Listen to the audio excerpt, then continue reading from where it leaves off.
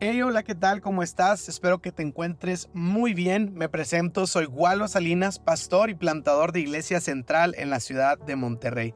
Felizmente casado con Andrea y papá de dos increíbles hijos. Antes que nada, quiero celebrarte a ti por haber tomado la decisión de seguir profundizando y estudiando la palabra de Dios. También quiero agradecer a mi amigo Samu Uribe por el honor, la confianza y la gran oportunidad de ser parte de este increíble proyecto de la Biblia en un año. En este episodio bonus de Detrás del Libro, juntos estaremos explorando un poco del contexto del libro de Colosenses. Quiero decirte que en particular este es uno de mis libros favoritos de todo el Nuevo Testamento y espero que al dar un poco de contexto pueda ayudarte a poder experimentar la riqueza de los versículos de esta carta que estás por leer. Quiero empezar con la pregunta más básica y es: ¿quién escribió la carta?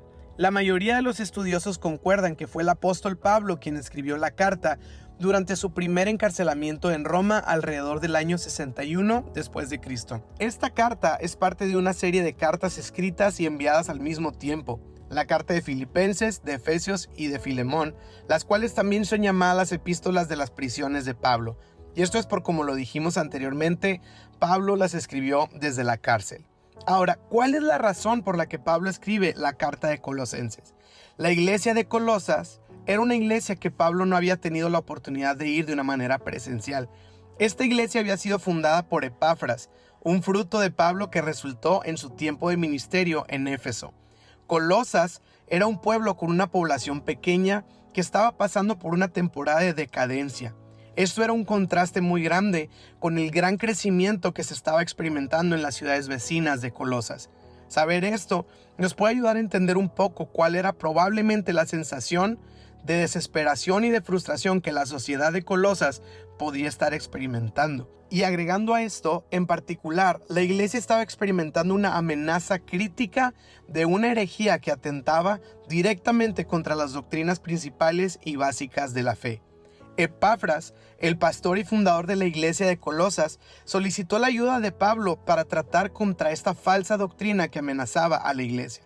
Es por esto que cuando leemos Colosenses podremos sentir que las palabras de Pablo tienen un tono firme y combatiente. La herejía o el error en particular que se estaba infiltrando en la iglesia de Colosas era una idea muy compleja. Contenía una serie de elementos mezclados de legalismo judío, ocultismo y especulaciones filosóficas. Algunos estudiosos dicen que la mezcla de estas ideas pudieron haber sido las precursoras de lo que en el segundo y en el tercer siglo se le conoció como el gnosticismo. Esta iglesia estaba luchando con una enseñanza que negaba tanto la plena deidad de Cristo como la plena humanidad de Jesucristo. Al mismo tiempo, abogaba por la adoración o veneración de intermedios entre Dios y el hombre. En otras palabras, esta herejía enseñaba que Jesús no era plenamente Dios ni plenamente hombre, sino una especie de ser semidivino que servía solamente como un puente para conectar a Dios con el mundo. Jesús para ellos era un humano más, pero con cierto grado de iluminación, pero al final cualquier otro ser humano.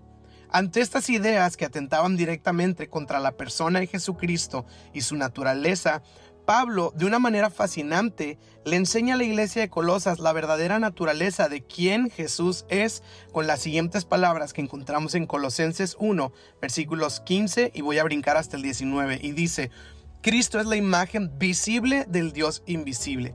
Él ya existía antes de que las cosas fueran creadas y es supremo por sobre toda creación, pues a Dios en toda su plenitud le agradó vivir en Cristo.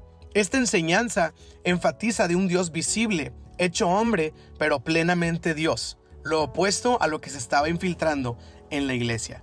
Quiero adelantarte que quizá mientras leas busques alguna de estas ideas erróneas en la carta de Colosenses. Sin embargo, no las vas a encontrar descritas como tal. Podemos saber que estas eran las enseñanzas erróneas de la iglesia por la manera en la que Pablo refuta estas falsas doctrinas. En otras palabras, vamos a encontrar que en la respuesta de Pablo podemos deducir las herejías que amenazaban a la iglesia. ¿Qué puedo encontrar en la carta de Colosenses? Si resumiéramos en una sola frase toda la riqueza de la enseñanza que el apóstol Pablo nos da a través de esta carta, sería la siguiente: que Jesús es suficiente.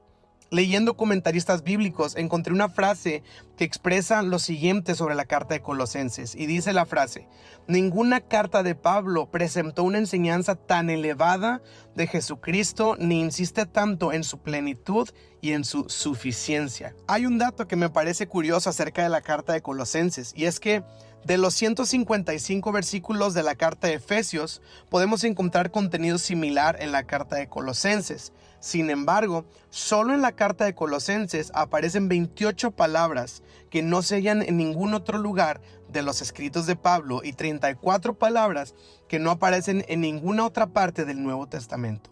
Esto quiere decir que en la carta de Colosenses vamos a encontrar una enseñanza muy específica acerca de la suficiencia de Jesucristo.